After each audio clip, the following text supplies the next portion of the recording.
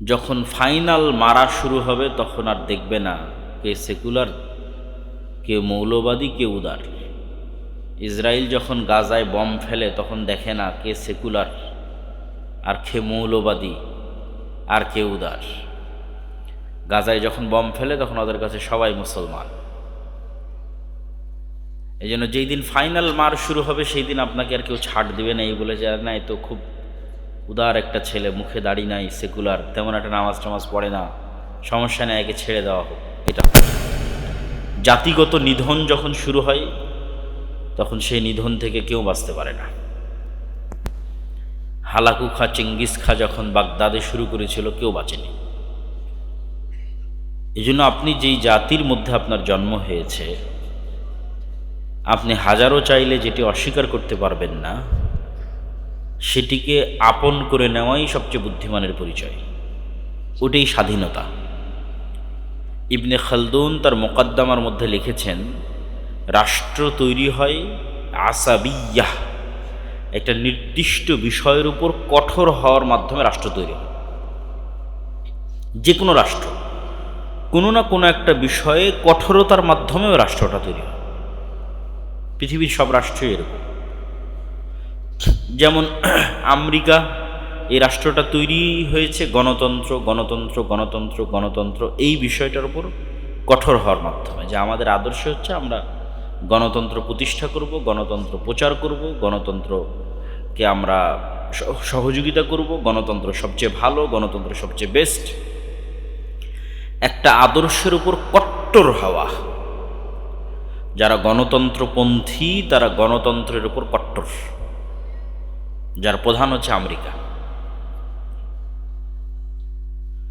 তো ইবনে খালদুন বলছেন মুসলমানদের রাষ্ট্র প্রতিষ্ঠার সবচেয়ে সহজ উপায় হচ্ছে মুসলমানেরা তাদের দিনের উপর কঠোর হয়ে যাবে। সহজ, একদিনে রাষ্ট্র প্রতিষ্ঠা হয়ে যাবে।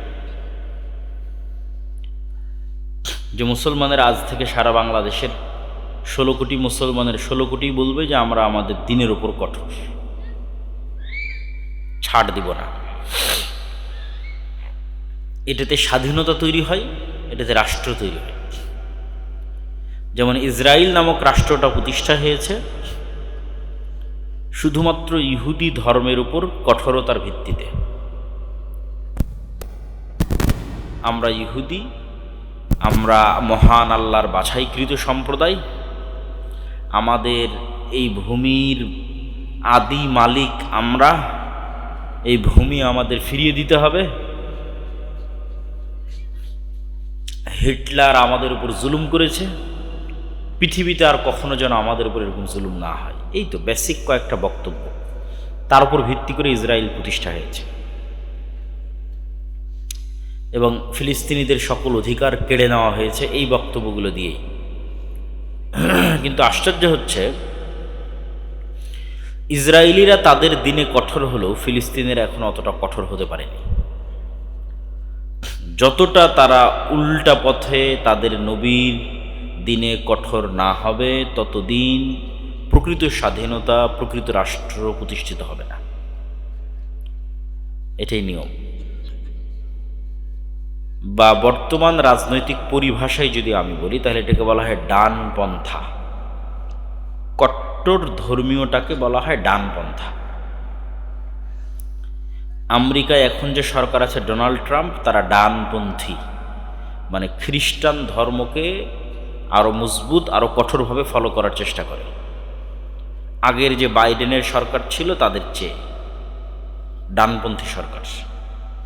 এই জন্য ডোনাল্ড ট্রাম্প এসে লিঙ্গ 3টা থেকে 2টা করেছে। পুরুষ এবং স্ত্রীলিঙ্গর বাইরে কোনো লিঙ্গ নাই।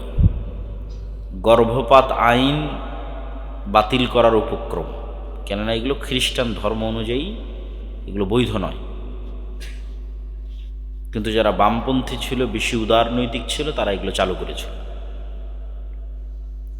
ঠিক ইসরায়েলে যারা সরকার আছে তারা ডানপন্থী, কট্টর ধর্মীয়। ভারতে এখন যারা সরকার আছে তারা ডানপন্থী, মানে নিজ দিনে কঠোর। সে দিন কত বড় ভ্রান্ত দিন সেটা দেখার বিষয় নয়। হিন্দু ধর্ম ভ্রান্ত কি সঠিক এটা আমাদের আলোচ্য ইস্যু নয়। আলোচ্য ইস্যু হচ্ছে ভারতে যারা এখন ক্ষমতায় আছে তারা তাদের নিজ দিনের উপর কঠোর। নিজ দিনের উপর কট্টর এবং অটল, অটুট, পাহাড়ের মতো। তাহলে ডানপন্থী নয় কারা?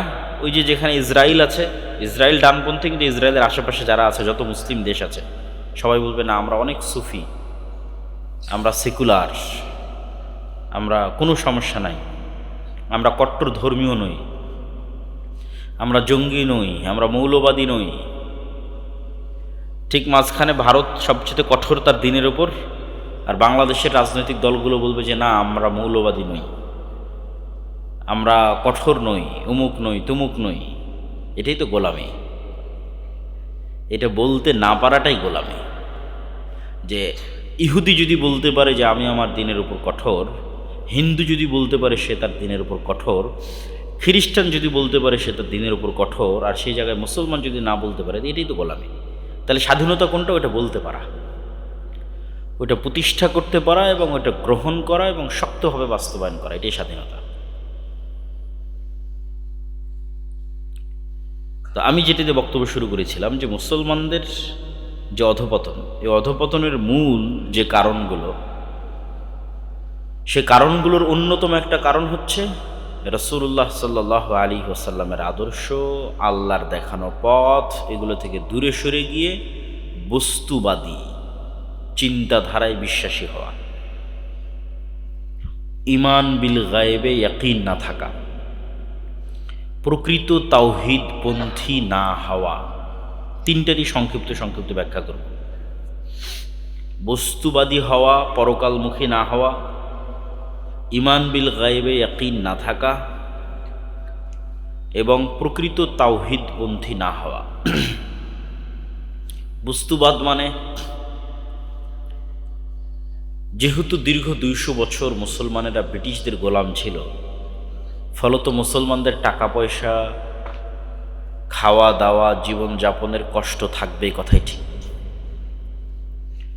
আর সারা পৃথিবী থেকে টাকা চুরি হয়ে, লুট হয়ে যেহেতু আমেরিকায় যাচ্ছে, ইউরোপে যাচ্ছে, সেহেতু আমরা হাজার চেষ্টা করলেও ইউরোপ এবং আমেরিকার মানের জীবনযাপন করতে পারবো না, যতদিন এই চুরি বন্ধ না হবে।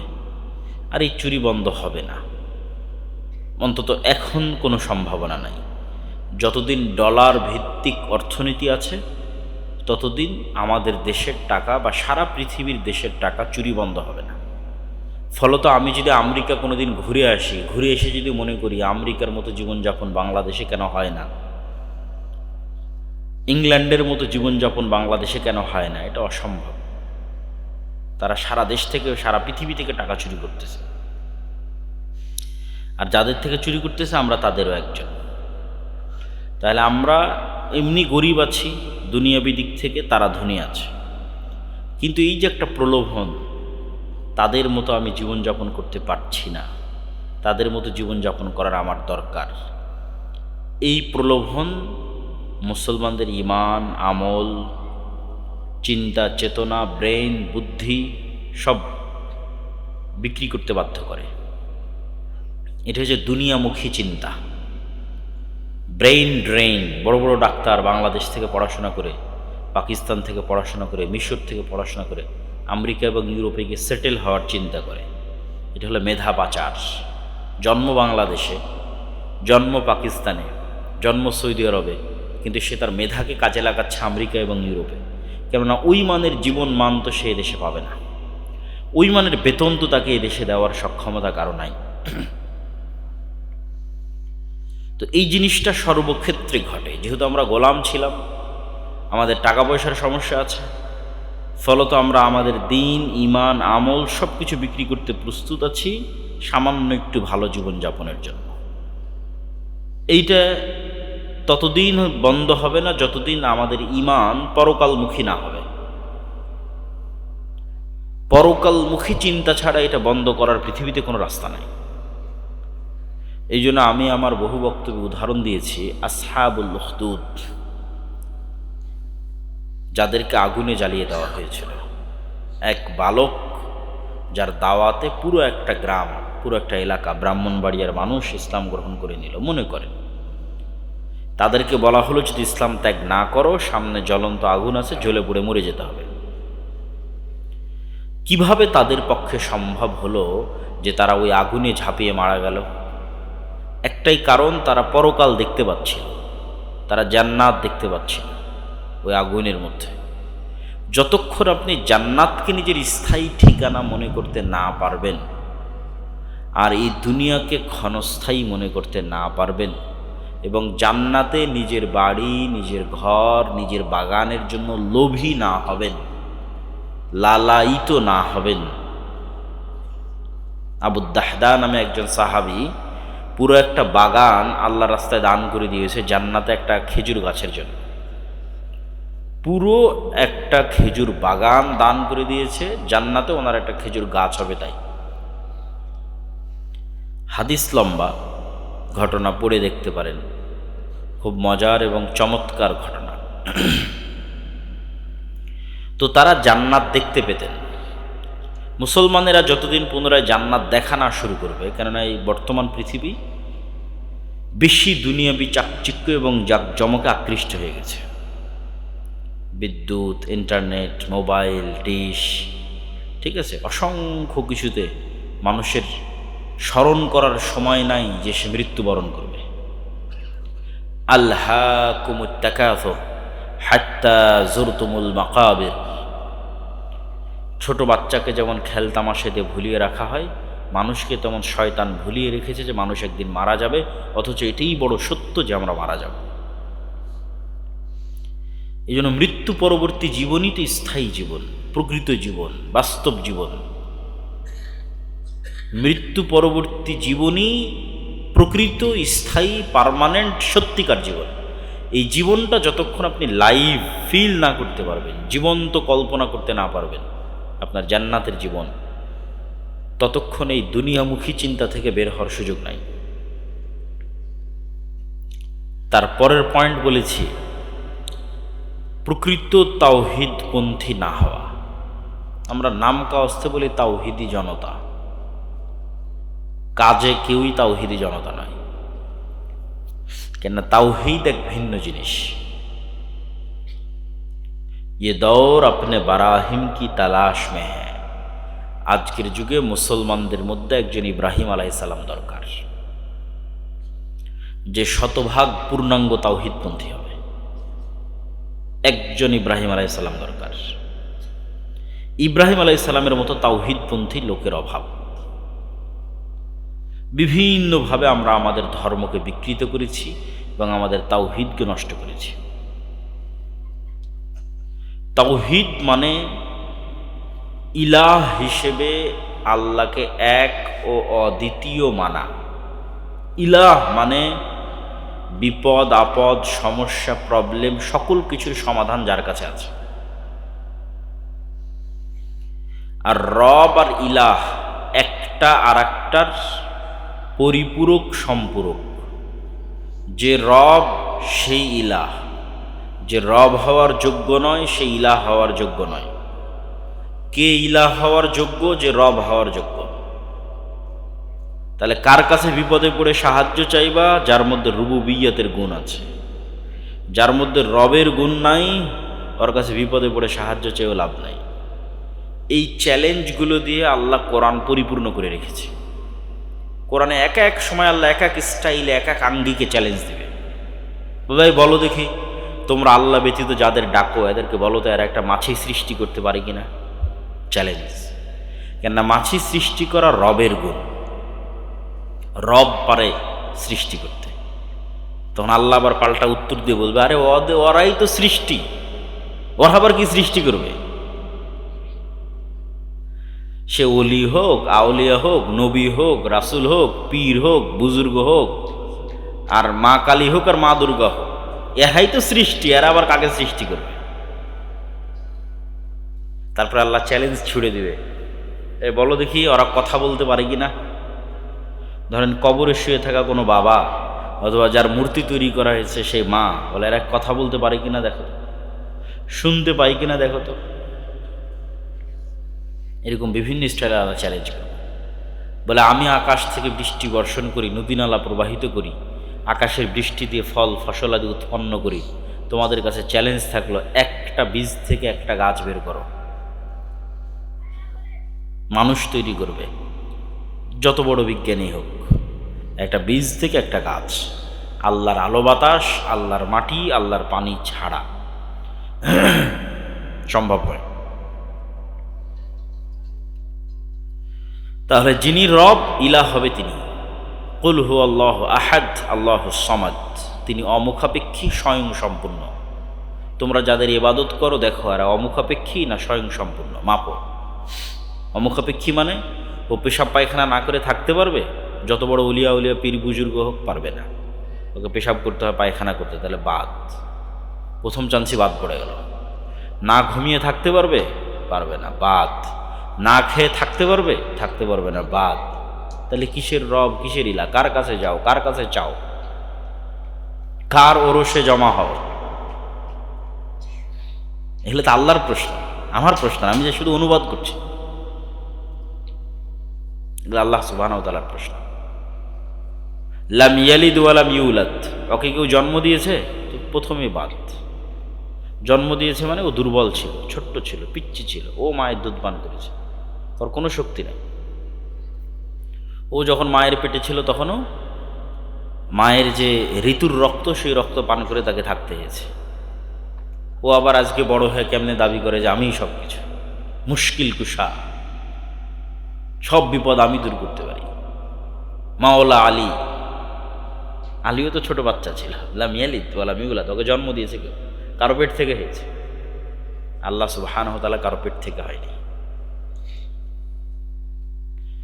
তার কোনো সন্তান সন্ততি, স্ত্রী পুত্র আছে? আছে। তার মানে সে একাই চলতে পারে না। মানুষ একাই চলতে পারে না। মানুষের বাপ মায়ের দরকার হয়, ছেলে মেয়ের দরকার হয়, স্ত্রী পুত্রের দরকার হয়।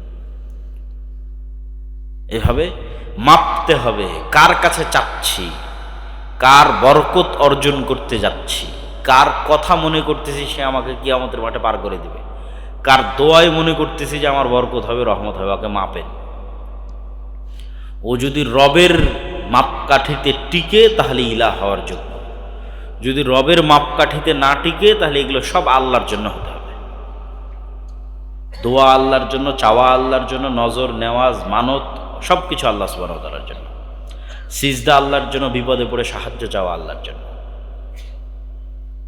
এবং মনে করতে হবে আল্লাহ সুবহানাহু ওয়া তাআলা হচ্ছেন সামিউন আলিম,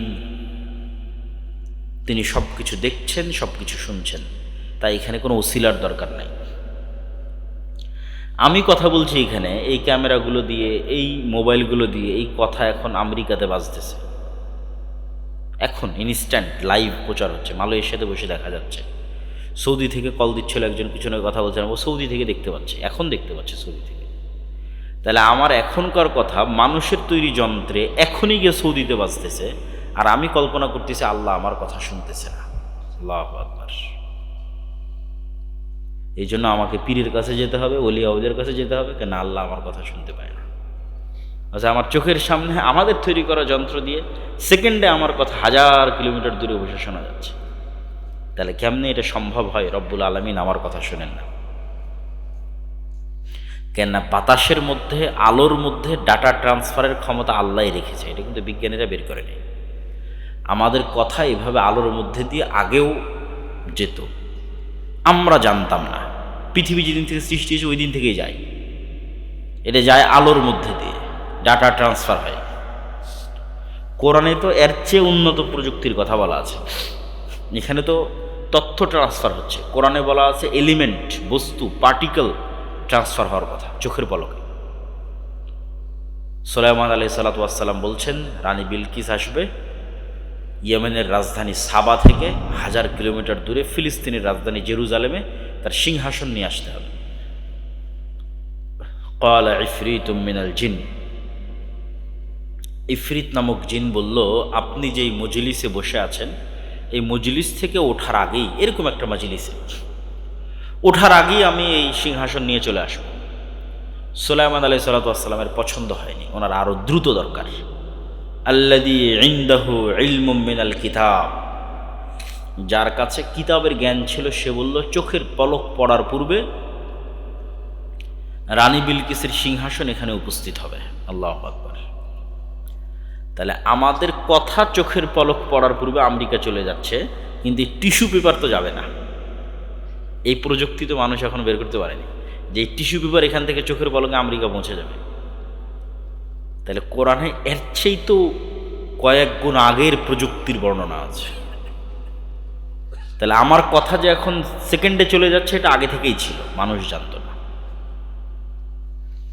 এই জন্য বিজ্ঞানীরা যা আবিষ্কার করেছে অথবা যা আবিষ্কার করবে, বিজ্ঞানীরা কখনো বাদির নয়। আরবিতে একটা শব্দ আছে, যদি এখানে কোনো মাদ্রাসার ছাত্র থেকে থাকে, যদি এখানে কোনো আলেম ওলামা থেকে থাকে, তারা বুঝবে বাদিউস সামাওয়াতি ওয়াল আরজ। বাদি মানে শূন্য থেকে সৃষ্টি করা, কিচ্ছু নয়, আমার হাত খালি, খালি হাতে আমি এখন একটা টিস্যু তৈরি করলাম। বাদিউস সামাওয়াতি ওয়াল আরজ, শূন্য থেকে সৃষ্টি করা। আর এই টিস্যুটা আমার হাতে আগে থেকেই আছে, এই টিস্যুটাকে আমি এখন একটা ফুল বানালাম। এটা আগে থেকে থাকা জিনিসকে পরিবর্তন করে একটা ফুল বানিয়ে দিলাম, বা এই টিস্যুটাকে আবার পানির মধ্যে মিশিয়ে আর একটা কিছু বানালাম। আমি বাদি নই, আমি সনে, আগে থেকে থাকা কোনো জিনিসকে নতুন কোনো কিছুতে রূপান্তর করা। বিজ্ঞানীরা বাদি নয়, তারা শূন্য থেকে কিছু তৈরি করতে পারে না, সম্ভব নয়। কেননা আল্লাহর দেওয়া রুলসের বাইরে তারা যেতে পারবে না। বেশি দূরের উদাহরণ দরকার নেই, আমার এবং আপনার শরীরের উদাহরণ নেন। আমার শরীরকে আল্লাহ যেই সিস্টেমের উপর তৈরি করেছে, সেট আপ করেছে, ডেভেলপ করেছে, যেই সিস্টেমের উপর, পৃথিবীর কোনো বিজ্ঞানীর ক্ষমতা নাই, কোনো ডাক্তারের ক্ষমতা নাই যে ওই সেট আপটাকে চেঞ্জ করে দেয়। আসে বলবে যে আব্দুল্লাহ তুমি পেট পূর্ণ করে চিনি খাও, পেট পূর্ণ করে সুগার খাও, আমরা তোমার রক্তে এমন সেট আপ তৈরি করে দিয়েছি, আজ থেকে তোমার রক্ত আর সুগারকে সুগার মনে করবে না। আজ থেকে তোমার রক্ত সুগারকে মনে করবে যে হয়তো আমি প্রোটিন নিচ্ছি অথবা ভিটামিন নিচ্ছি। এইটা সম্ভব নয়। আল্লাহ যেই সিস্টেমের উপরে শরীর তৈরি করেছে, এটা কেউ চেঞ্জ করতে পারবে না।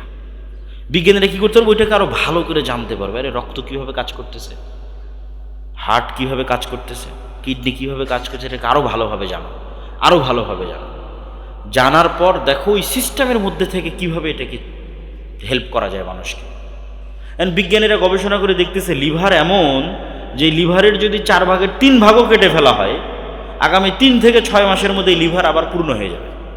আল্লাহ, তোমরা রে, তাহলে যদি কারো লিভার নষ্ট হয়, তাহলে ওর লিভার কেটে কারো ভালো যদি লিভার থাকে ওখানে লাগিয়ে দিলে এখান থেকে তো আবার নতুন লিভার তৈরি হয়ে যাবে। কিন্তু ওই লিভার কিভাবে কাজ করে ওটাকে পরিবর্তন করতে পারবে না। লিভার কেমনে কাজ করে ওটা জেনে নতুন কিছু জানলে নতুন কিছু করা যায়, স্বাভাবিক। নতুন কিছু তারা নিজেরা বানাতে পারে না। আল্লাহ সুবহানাহু ওয়া তাআলা আগেই কোরআনে বলে রেখেছেন, আগেই, পাখিকে আকাশে ধরে রাখে কে? যে কে ইউমসিক, ধরে রাখে আত-তায়র, পাখিকে আকাশে। এটা এখনকার বিজ্ঞান গবেষণা করে বলতেছে যে আল্লাহ সুবহানাহু ওয়া তাআলা, তারা তো আল্লাহ বলে না, বলে প্রকৃতি, বলে আমাদের এই যে আবহাওয়ার স্তর আছে, এই আবহাওয়ার স্তরের যে সেট আপ, এটাতে যদি ন্যূনতম পরিবর্ধন করা হয়, প্লাস মাইনাস করা হয়, তাহলে হয় পাখি উড়তেই পারবে না, আর নাহলে উড়লে আর ফেরত আসতে পারবে না। কিন্তু পাখি উড়বেও, আবার স্থিরও থাকবে, আবার নেমেও আসতে পারবে। এই সেট আপটা আল্লাহর করা, সেটাকে মানুষ কাজে লাগিয়েছে। তো বলছিলাম, প্রকৃত তাওহীদপন্থী মুসলিমের অভাব নাই। ইব্রাহিম আলাইহিসসালাতু ওয়াসসালামের মতো মুসলমান নাই। ধরলাম কিছু মুসলমান আছে যারা কবরে যায় না, মাজারে যায় না, তাবিজ কবজ ব্যবহার করে না, বদনজর, কি বলার নাম, কুসংস্কার, সেগুলোতে বিশ্বাস করে না। ঠিক আছে, হাত থেকে পড়ে গেলে এটা হবে, অমুক হবে, তুমুক হবে, যত শিরকি কথাবার্তা আছে এগুলোতে বিশ্বাস করে না। কিন্তু হয় টাকার নেশা আছে, না হয় বিড়ি সিগারেটের নেশা আছে, না হয় নারীর নেশা আছে, না হয় ক্ষমতার নেশা আছে, এরকম আরও অন্য কিছু আছে। এরাও তাওহীদপন্থী নয়।